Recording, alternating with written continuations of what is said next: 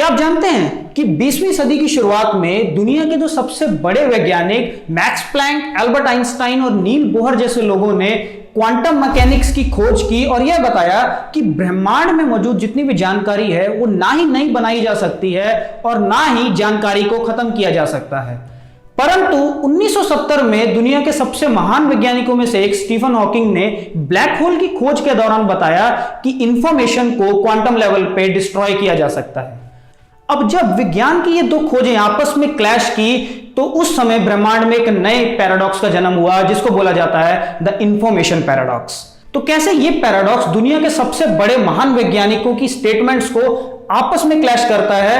अगर आप इस पैराडॉक्स के बारे में और समझना चाहते हैं और जानना चाहते हैं कि क्या हो सकता है इसका पॉसिबल सॉल्यूशन, तो आज आप मेरे साथ इस वीडियो में बने रहिए। Welcome to Vinci Scitech and I am your host Jaideep Singh. Let's start the learning. अब इंफॉर्मेशन पैराडॉक्स की इस पहेली को समझने के लिए हमको विज्ञान के बहुत ही बेसिक सिद्धांतों को समझना होगा। तो सबसे पहले हमको जानना होगा कि इंफॉर्मेशन किसको बोलते हैं, जिसके बारे में शायद हमको पता ही नहीं है। अब हम लोग जानकारी को क्या समझते हैं कि हम एक से दूसरे को जो ट्रांसफर कर सकते हैं या जिससे हमको पता लगता है कि वो चीज किसका बना हुआ है। अब मान लीजिए कि आपको दूध उबालना है, तो दूध उबालने की जो प्रक्रिया है हम सबको जानते हैं कि दूध को आप चूल्हे पे रखें और गैस लगा दो तो दूध उबलने लग जाता है। अब यह जानकारी हम लोग एक से दूसरे के थ्रू ट्रांसमिट करते हैं और रिटन पेपर्स के थ्रू करते हैं। अब वो जानकारी लोकल है। अब मान लीजिए कि कोई एलियन स्पीसीज कल को आती है और उसको बोला जाता है कि दूध उबाला जाए, तो उसके पास वो जानकारी नहीं है। अब उस जानकारी को इंटरप्रेट करने के लिए जो आपके पास है, उस एलियन को आपकी लैंग्वेज समझना होगा और उस जानकारी को इंटरप्रेट करना होगा। इसी वजह से आपकी जानकारी यूनिवर्सल नहीं है, वो जानकारी लोकल है जिसको हम लोग आपस में अंडरस्टैंड करने के लिए बनाए हैं। अब अगर हम मशीन से बात करते हैं तब हम कंप्यूटर लैंग्वेज का यूज करते हैं, जब हम ह्यूमन टू ह्यूमन बात करते हैं तब हम ह्यूमन लैंग्वेज का यूज करते हैं। बट यूनिवर्स में एक ऐसी भी लैंग्वेज है, ऐसी भी इंफॉर्मेशन है जो कि एब्सोल्यूट है, और वो है क्वांटम इंफॉर्मेशन। तो चलिए क्वांटम इंफॉर्मेशन को समझने के लिए एक सिंपल सा उदाहरण लेते हैं। मान लीजिए आपके पास दो चीजें हैं, एक दूध है और एक बनाना है। दोनों का मॉलिक्यूलर और एटॉमिक कॉन्फ़िगरेशन अलग अलग है, दोनों के मॉलिक्यूल्स अलग अलग हैं। आप जब दोनों को मिक्स कर देंगे और दोनों को ग्राइंड करके एक प्रोडक्ट बनाएंगे जिसको बोलते हैं बनाना शेक। अब जो रिजल्टेंट बनाना शेक बना, बनाना शेक का केमिकल कॉम्पोजिशन, उसके जो एटॉमिक स्ट्रक्चर है, एटॉमिक अरेंजमेंट है, वो अलग है जो कि मिल्क और बनाना का था। अब जब भी ये दोनों का कॉम्पोजिशन अलग अलग होगा, अगर मैं आपको बोलूं कि बनाना शेक से आप रिवर्स करके मिल्क और बनाना के एटम्स को अलग कर दीजिए, तो आप कर पाएंगे? तो आप बोलेंगे पॉसिबल नहीं है। अगर हम क्वांटम लेवल पे समझें तब ये पॉसिबल क्यों नहीं है? क्योंकि हम बनाना और मिल्क के जो मॉलिक्यूल्स मिल चुके हैं एटॉमिक लेवल पे, उसको सेपरेट नहीं कर सकते हैं। अब मान लीजिए बाय चांस हम किसी मेथड से उनके एटॉमिक स्ट्रक्चर्स को अलग कर देते हैं और वही एटॉमिक स्ट्रक्चर बना देते हैं जो कि उस बनाना शेक बनने से पहले मिल्क का था और सेपरेटली बनाना का था, तब हम लोग उस मिल्क शेक से मिल्क और बनाना को अलग कर पाएंगे।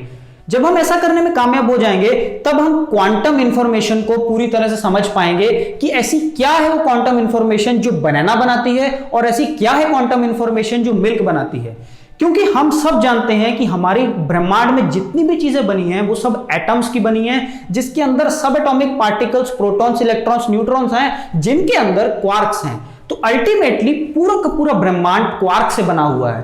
बट क्यों आपको एक सेब अलग लगता है, क्यों आपको बनाना अलग लगता है, क्यों आपको दूध अलग लगता है? क्योंकि हर एलिमेंट का या हर जो बड़ी ऑब्जेक्ट है उसका एटॉमिक स्ट्रक्चर एटॉमिक लेवल पे चेंज होता है, जो कि उस ऑब्जेक्ट की क्वांटम इंफॉर्मेशन है। अब क्वांटम मैकेनिक्स के सिंपल सा सिद्धांत है law of conservation of quantum information, यानी कि एक ऑब्जेक्ट में जितनी भी क्वांटम इंफॉर्मेशन प्रेजेंट है वो कभी भी डिस्ट्रॉय नहीं हो सकती और ना ही नई क्वांटम इंफॉर्मेशन को आप जनरेट कर सकते हैं। अब मान लीजिए जो बनाना शेक वाली एग्जांपल थी, अगर हम बनाना शेक को बनाना और मिल्क में अलग करने में कामयाब हो जाते हैं, इसका सिंपल सा मतलब ये है कि बनाना की जो क्वांटम इंफॉर्मेशन थी और मिल्क की जो क्वांटम इंफॉर्मेशन थी वो हम लोग अलग करने में कामयाब हो गए, क्योंकि वो दोनों इंफॉर्मेशन बनाना शेक के अंदर डिस्ट्रॉय नहीं हुई थी, वो एक इंफॉर्मेशन आपस में मिल गई थी। अब 1970 में ब्लैक होल्स की स्टडी के दौरान स्टीफन हॉकिंग को यह पता लगा कि ब्लैक होल्स एक तरह की रेडिएशन एमिट करते हैं जिसको हम लोग बोलते हैं द हॉकिंग रेडिएशन। जिसके जरिए ब्लैक होल अपना मास थोड़ा थोड़ा बाय द टाइम लूज करते हैं। इस चीज को समझने के लिए हम एक सिंपल सा उदाहरण लेते हैं। मान लीजिए आप गैस पे पानी रखे हैं और पानी का टेम्परेचर बढ़ाते रहते हैं, तो एक समय के बाद पानी उबलने लगेगा। उबलने के दौरान अगर आप पानी को छोड़ देंगे तो पानी भाप में बनता रहेगा। अगर आप उस पैन को थोड़ी देर के लिए छोड़ देंगे और कुछ समय बाद आएंगे तो आप देखेंगे कि उस पैन में पानी की मात्रा बहुत कम हो चुकी होगी, क्योंकि जितना भी लिक्विड फॉर्म ऑफ वाटर था वो भाप में बन चुका होगा। यही सेम चीज होता है ब्लैक होल में with the help of Hawking radiation. Hawking radiation क्या करती है, ब्लैक होल का पूरा मास धीरे धीरे बाहर ले जाती रहती है, जिससे कि ब्लैक होल देखते ही देखते इवेपोरेट हो जाता है। परंतु इस प्रोसेस में बहुत ज्यादा टाइम लगता है, billions and trillions of years लगते हैं। अब स्टीफन हॉकिंग ने जब यह थ्योरी पब्लिश की तब एक बहुत बड़े पैराडॉक्स का जन्म हुआ, जिसको बोलते हैं हम इंफॉर्मेशन पैराडॉक्स। अब एज पर क्वांटम मैकेनिक्स हम बोलते हैं कि इंफॉर्मेशन कभी भी डिस्ट्रॉय नहीं हो सकती, जैसा कि मिल्क शेक और मिल्क और बनाना की एग्जांपल में था।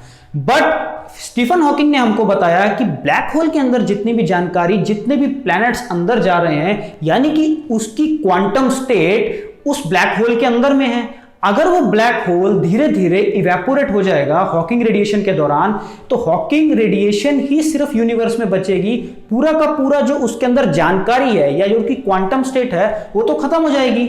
अब एक तरफ क्वांटम मैकेनिक्स की बोलती है कि क्वांटम इंफॉर्मेशन कभी भी डिस्ट्रॉय नहीं हो सकती, वो ऐसी फॉर्म में कन्वर्ट हो सकती है जहां से उसको रिवर्स अटेन करना अभी हमारे लिए फिजिकली पॉसिबल नहीं है, जैसा कि मिल्क शेक में था।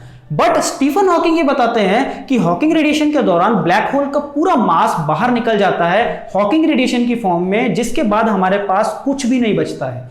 अब अगर हम हॉकिंग रेडिएशन में देखें तो हम जानते हैं कि रेडिएशन में सब एटॉमिक पार्टिकल्स नहीं होते हैं। तो आखिरकार वो ब्लैक होल जो कि क्वांटम पार्टिकल्स को इनहेल कर रहा था, जो कि बड़े बड़े प्लैनेट्स को इनहेल किया है, जिसका क्वांटम स्तर पे बहुत छोटे छोटे एलिमेंट से बना हुआ है, वो आखिरकार गए कहां? आखिर पूरा का पूरा ब्लैक होल इवेपोरेट होके अगर उसमें क्वांटम पार्टिकल्स ही नहीं है तो उसके बीच में जितनी भी जानकारी गई वो कहां गई?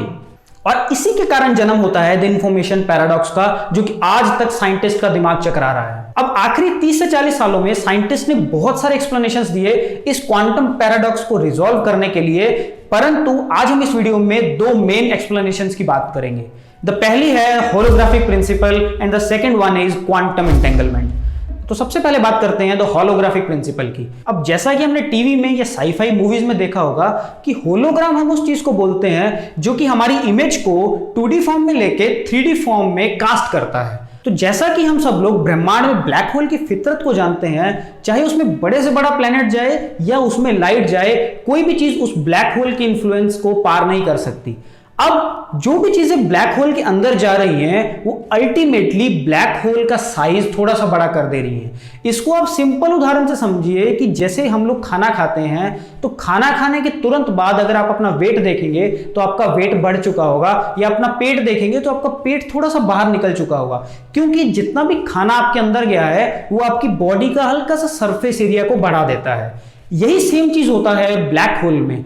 जब ब्लैक होल में कोई भी जानकारी या किसी भी तरह का ऑब्जेक्ट अंदर जाता है तो अपने साथ उस ऑब्जेक्ट में बनी हुई या उस ऑब्जेक्ट की क्वांटम इंफॉर्मेशन को लेके जाता है। तो जैसे ही वो ऑब्जेक्ट ब्लैक होल के अंदर एंटर करता है उस समय ब्लैक होल का जो साइज है वो बड़ा हो जाता है, यानी कि उस ब्लैक होल का जो सरफेस एरिया है वो अपने एग्जिस्टिंग एरिया से बढ़ जाता है। अब 2011 में एक साइंटिस्ट हैं जैकब बेकेनस्टाइन, उन्होंने यह बताया कि जैसे ही ब्लैक होल के अंदर कोई चीज एंटर करती है तो वो ब्लैक होल की एंट्रोपी को बढ़ा देते हैं, जिसको हम लोग शेनन एंट्रोपी बोलते हैं। अब जब भी ब्लैक होल के अंदर चीज जाती है तो ब्लैक होल की डिसऑर्डरनेस को बढ़ा देती है। अगर हम एंट्रोपी को सिंपल भाषा में समझे तो हम बोलते हैं कि वो डिसऑर्डरनेस ऑफ द सिस्टम है, यानी कि बहुत बिखरा हुआ स्टेट है। मान लो कि एक कमरा आपके पास है जिसमें हर चीज अपनी अपनी जगह पे पड़ी हुई है, यानी कि आप बोलोगे वो कमरे में हर चीज अपनी ऑर्डर में है। परंतु अगर उसी कमरे में आप सब चीजें अलग अलग करके रख दो, हर चीज को खिलार दो, तब आप देखेंगे कि वो चीजें जो है वो कमरा जो है वो डिसऑर्डर स्टेट में है। अब अगर दोनों कमरों के एंट्रोपी का कंपैरिजन करना होगा तो जिस कमरे में चीजें बिखरी हुई पड़ी हैं उस कमरे की एंट्रोपी ज्यादा होगी उस कमरे से जिसमें सब चीजें ऑर्गेनाइज पड़ी हैं। अब वैसा ही होता है ब्लैक होल में। जब कोई भी मैटर ब्लैक होल में एंटर करता है तो वो ब्लैक होल की एंट्रोपी को थोड़ा सा बढ़ा देता है, क्योंकि ब्लैक होल में जो मैटर है वो ज्यादा हो गया है। जो पहले से मैटर था उसमें थोड़ा सा और मैटर ऐड हुआ है, जिसकी वजह से सामान उस कमरे में बहुत ज्यादा बिखर गया है। जगह उतनी है तो वो कमरा क्या करता है, थोड़ी सी अपनी जगह को बढ़ा लेता है, जिससे कि जो मैटर आया है उसको थोड़ी सी स्पेस मिल सके, जिसके कारण उस पूरे के पूरे ब्लैक होल का हल्का सा साइज बढ़ जाता है। अब बेकेनस्टाइन ने हमको बताया कि जितना भी मास उसके अंदर एंटर कर रहा है वो उसकी एंट्रोपी को उतना ही बढ़ा रहा है जितना उस ब्लैक होल का सरफेस एरिया बढ़ रहा है। तो इसका मोटा मोटी सिंपल सा मतलब ये है कि जितना भी मैटर आप उस ब्लैक होल में डाल रहे हैं या उस ब्लैक होल में जो जा रहा है वो सारा का सारा मैटर किसी तरह से सरफेस एरिया में प्रोजेक्ट हो रहा है। अब हम बात कर रहे हैं क्वांटम इंफॉर्मेशन की, क्योंकि उस प्रोडक्ट में उसकी क्वांटम इंफॉर्मेशन है कि वो प्रोडक्ट किस चीज का और कैसी अरेंजमेंट से बना है। तो हो सकता है कि ब्लैक होल में जाने के दौरान उस ऑब्जेक्ट के इतने ज्यादा पीसीज हो जाएं कि वो ब्लैक होल के इवेंट होराइजन पे छप जाए। अब जैसे कि आप देखेंगे, अगर पूरी की पूरी क्वांटम इंफॉर्मेशन ब्लैक होल के इवेंट होराइजन पे छप जाएगी तो इवेंट होराइजन का साइज हर मैटर के अंदर जाने के बाद बड़ा होता रहेगा। जैसे जैसे उस ब्लैक होल का साइज बड़ा होता रहेगा वैसे वैसे हमको पता लगता रहेगा कि उसके अंदर जाने वाली क्वांटम इंफॉर्मेशन बहुत ज्यादा है। तो इट माइट बी पॉसिबल जो रेडिएशन ब्लैक होल के इवेंट होराइजन यानी कि सरफेस से निकल रहा है वो इवेंट होराइजन में मौजूद जानकारी को अपने साथ बाहर लेके जा रहा है। हम जानते हैं कि रेडिएशन में किसी भी तरह का क्वांटम पार्टिकल नहीं होता है, बट हो सकता है कि इवेंट होराइजन में मौजूद जो क्वांटम इंफॉर्मेशन है वो किसी इनक्रिप्टेड फॉर्म में उस रेडिएशन से बाहर निकल रही है और यूनिवर्स में जा रही है, जिसके बारे में शायद हमको पता ही नहीं है या जिसको हम मेजर कर नहीं सकते। इसीलिए हम लोग मानते हैं कि रेडिएशन में किसी भी तरह का क्वांटम इंफॉर्मेशन प्रेजेंट ही नहीं है। परंतु जो दूसरा सॉल्यूशन है वो पक्का आपके दिमाग को चकरा देगा, यानी कि द क्वांटम एंटेंगलमेंट। अब क्वांटम एंटेंगलमेंट को समझने के लिए हम एक बड़ा सिंपल सा उदाहरण लेते हैं। मान लो आपके पास एक 5 रुपए का सिक्का है। 5 रुपए के सिक्के को जब भी आप फ्लिप करोगे तो आपके पास हेड्स और टेल्स आएगा। मान लो आपके साथ एक और आपका दोस्त है जो कि टेल्स बोलता है और आप हेड्स चूज करते हो। अब जिस समय वो सिक्का हवा में होगा उस समय मान लो कि आप उस सिक्के के 2 हिस्से कर दिए, जिससे कि एक हिस्से में सिर्फ हेड्स छपा रहेगा और दूसरे हिस्से में सिर्फ टेल्स छपा रहेगा। अब दोनों सिक्के एक आपके फ्रेंड के पास है और एक आपके पास है। मान लीजिए कि आपका फ्रेंड उसी समय उस सिक्के को लेके अमेरिका चला गया और आप यहां पे इंडिया में हैं। जब वो सिक्का वो जाके वहां अमेरिका में ओपन करेगा, मान लीजिए उसके पास टेल्स आया, तब दूसरे तरफ इंडिया में आपके पास क्या होगा? सीधा सा बात है, आपके पास हेड्स होगा, क्योंकि आपको उसी सिक्के का दूसरा हिस्सा मिला है। तो यही चीज होता है क्वांटम एंटेंगलमेंट। अब क्वांटम एंटेंगलमेंट में उस सिक्के की जगह पे हम लोग सब एटॉमिक पार्टिकल का यूज करते हैं। अब मान लो कि 2 सब एटॉमिक पार्टिकल्स आपस में क्वांटमली एंटेंगल्ड हैं, तो अल्टीमेटली होगा क्या, उनका हालत भी उस सिक्के की तरह ही होगा। अगर मान लो कि अगर एक पार्टिकल लेफ्ट घूम रहा है तो दूसरा पार्टिकल ऑब्वियसली राइट घूमेगा। अब चाहे आप उन दोनों पार्टिकल्स को एक आप यहां रखें और दूसरा मार्स पे ले जाएं, तो आप अगर एक पॉइंट पे उस पार्टिकल का स्पिन ऑब्जर्व करोगे कि अगर वो क्लॉकवाइज है तो आपको इंस्टेंटली पता लगेगा दूसरी तरफ वो जो पार्टिकल है वो एंटी क्लॉकवाइज घूमेगा। चाहे उसके बीच में डिफरेंस कितना भी बड़ा क्यों ना हो, बट क्वांटम एंटेंगलमेंट इतना फास्ट होगा, यानी कि वो इंस्टेंट होगा, more than the speed of light. इसी वजह से आइंस्टाइन को भी ये आइडिया स्पूकी लगा, क्योंकि आइंस्टाइन भी नहीं समझ पाया कि कोई भी चीज लाइट से भी ज्यादा फास्ट ट्रांसमिशन कैसे कर सकती है। अब हो सकता है कि ब्लैक होल के इवेंट होराइजन में क्वांटम एंटेंगलमेंट जैसी चीज होती हो। क्वांटम एंटेंगलमेंट के जरिए हो सकता है कि जो भी रेडिएशन उस ब्लैक होल की सरफेस से निकल रहा हो, वो रेडिएशन क्वांटमली एंटेंगल्ड हो इवेंट होराइजन के क्वांटम पार्टिकल से। अब मान लो कि जो इंफॉर्मेशन रेडिएशन की फॉर्म में जा रहा है वो उसका रेप्लिका ही हो जो कि इवेंट होराइजन में पड़ा हुआ है। मान लीजिए कि वहां पे एक अप क्वार्क प्रेजेंट है, या आप मान लीजिए प्रोटॉन प्रेजेंट है समझने के लिए। तो जो क्वांटमली एंटेंगल स्टेट होगी जो कि रेडिएशन में आई है वो होगी इलेक्ट्रॉन, यानी कि वो उसके हमेशा ऑपोजिट होगी, जो कि आपस में मिलके शून्य बना देंगे। इसी को हम लोग क्वांटम एंटेंगलमेंट बोलते हैं। अब कुछ वैज्ञानिक हैं जो इस थ्योरी को बहुत ज्यादा मान्यता देते हैं, क्योंकि वो मानते हैं कि जो रेडिएशन ब्लैक होल से निकल रहा है वो ब्लैक होल की सरफेस के साथ क्वांटमली एंटेंगल्ड है। यानी कि अगर ब्लैक होल पूरा का पूरा नष्ट भी हो जाए, अगर हमको यह पता हो कि वो सिक्का 5 रुपए का था इनिशियली, तो हम लोग उसके हेड्स को देख के यह बता पाएंगे कि उसका दूसरी साइड टेल्स था। तो अगर उस रेडिएशन में मौजूद जो क्वांटम इंफॉर्मेशन है, जो एंटेंगलमेंट से बनी हुई है, अगर हम उसको डिकोड कर पाए, चाहे ब्लैक होल रहे या ना रहे, तो हमको पता लगेगा कि उस रेडिएशन में मौजूद इंफॉर्मेशन उस सिक्के का एक पहलू है जिसको हमने उछाला था। अगर हम उस सिक्के को समझ पाए कि वो 5 रुपए का सिक्का था, तब हम इजीली आइडेंटिफाई कर सकते हैं कि जो इन्फो हमारे पास है वो उस सिक्के का एक पहलू है और उसका दूसरा पहलू उसके ऑपोजिट होगा। तो इसका मतलब अगर हम क्वांटम एंटेंगलमेंट को समझ पाए और उसके फिनोमिना को डिक्रिप्ट कर पाए, तो हम इजीली समझ पाएंगे कि जो इंफॉर्मेशन ट्रांसमिट हुई है रेडिएशन के दौरान, वो ब्लैक होल की क्वांटम पार्टिकल्स को रिप्रेजेंट करती है। देखिए, आज के समय में अगर मैं आपसे सीरियसली बात करूं तो क्वांटम एंटेंगलमेंट ऐसी चीज है जिसको अभी तक पूरी तरह से कोई भी समझ नहीं पाया है। सब लोग इसकी एप्लीकेशन बनाते हैं, मैथमेटिकल इक्वेशन सॉल्व करते हैं, बट इंट्यूटिवली है क्या? और मैंने कोशिश की आपको सिंपल भाषा में एंटेंगलमेंट को समझाने की।